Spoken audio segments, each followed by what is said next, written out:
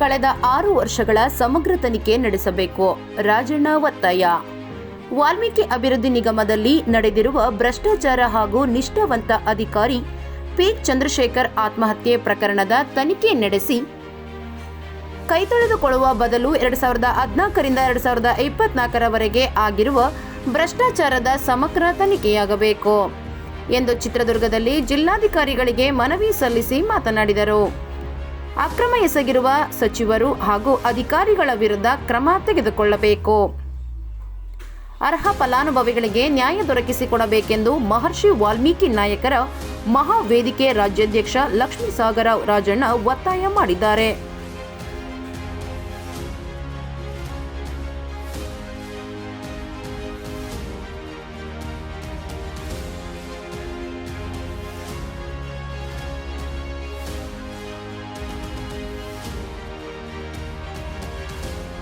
ಸುದ್ದಿಗಳಿಗಾಗಿ city channel Challakere subscribe ಮಾಡಿ. ನಮ್ಮ ಚಳ್ಳಕೆರೆ ಟಿವಿಯನ್ನು ಪ್ರತಿದಿನ ಸಂಜೆ 8 ಗಂಟೆಗೆ ವೀಕ್ಷಿಸಿ.